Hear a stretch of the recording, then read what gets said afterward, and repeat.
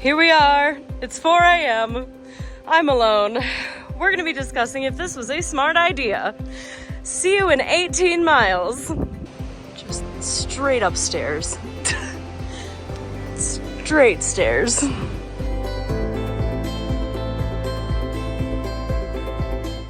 It's 5:30 and I'm still hiking in the dark. It's like kind of like diving at night. Like you just have no clue, and I'm just, I do have bear spray, so that's great. Okay, so this part, I'm still on the mist trail, but I am gonna take the John Muir down. Definitely less of like a steep rock face up into the air, like when we were in Vernal Falls. Definitely an incline, but not bad. So discussion time. Do I feel scared out here all by myself as a solo female hiker? And the answer is no. It was a little bit unnerving just because you can't really see anything and there are bears out here.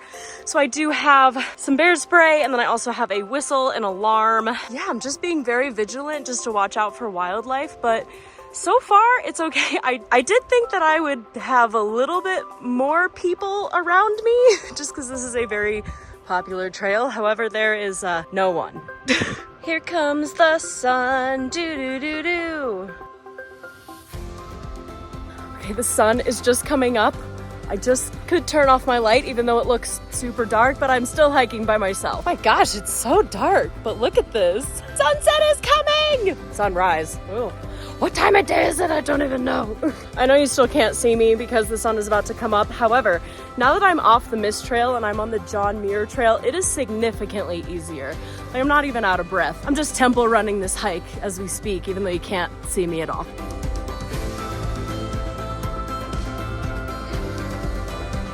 God bless this semi-flat trail. Thank you.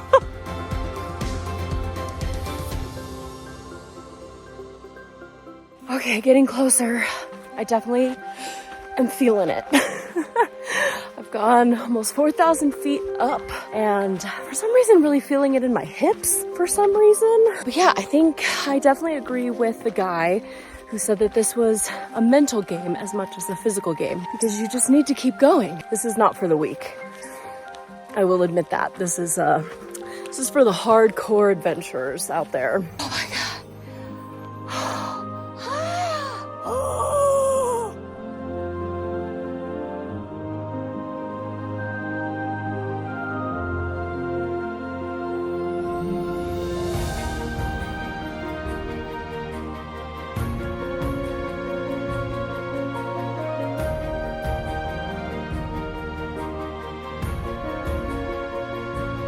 Going up Subdome. Ooh. Dying. Slowly. Surely. Dying. Oh my God. Oh, you have to be joking. Oh my God, no. You have to be kidding me right now.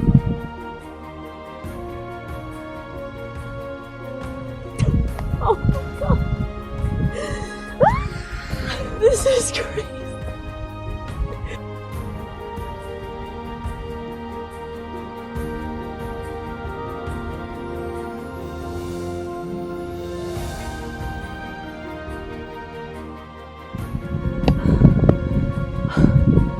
This is nuts.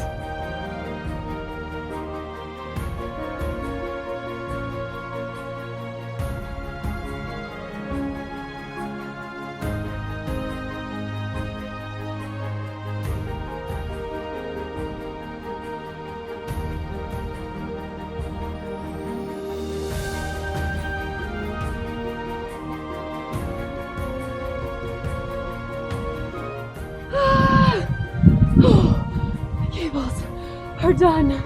Thank God. That was a bit much.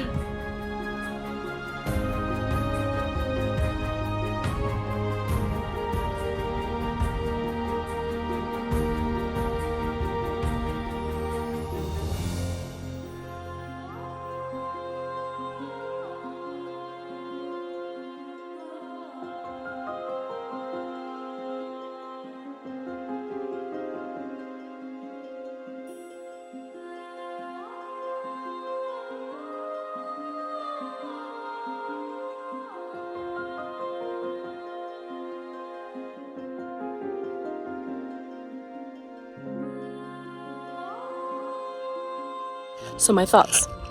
Worth it? Mm-hmm. Dangerous? Mm-hmm.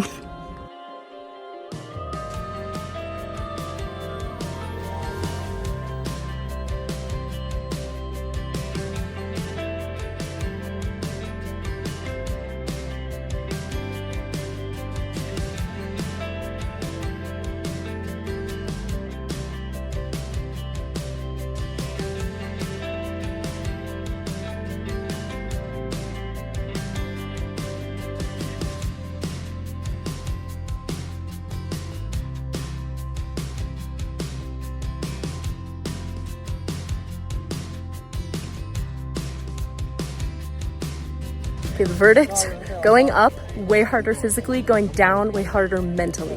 That was crazy. I did it, I got off of Subdome, definitely could not have done it without these hiking poles. 10 out of 10, you need them to go down that.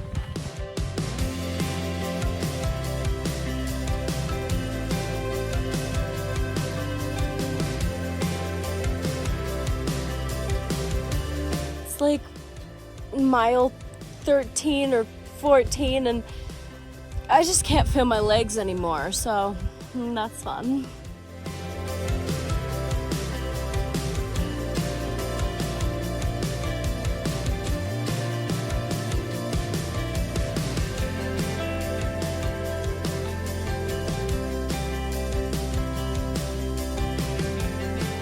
This John Muir trail is absolutely stunning. Wow. And a little bit never ending. I feel like I've been walking for like 4 days. I am so tired. But look at the waterfalls. I am extremely grateful to this trail for being quite shaded, all things considered, because it's kind of hot.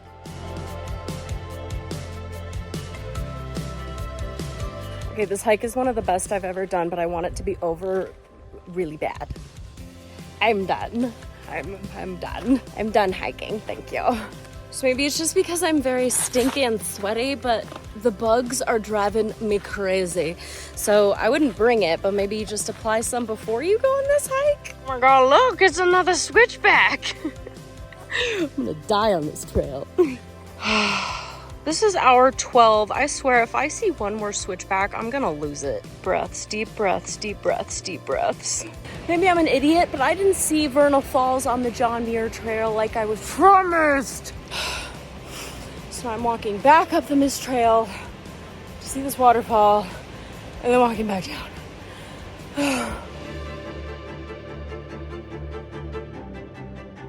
Okay, so what did I think of overall Half Dome? I'm doing this now on the way back down the Mist Trail because I just went up there to see Vernal Falls. I'm gonna say this now because once I hit any sort of sitting position, I think I might just pass out. I think that that was an amazing hike.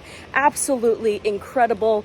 The views, the valley views, and not just on top of Half Dome, like the entire hike was just filled with some incredible views. I was pretty impressed with all the shade that they had there.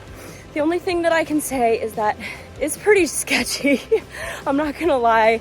Climbing the Subdome and the cables, there's not a lot of room for error. And if you do make an error, it might cost you dearly. So definitely be careful and keep that in mind.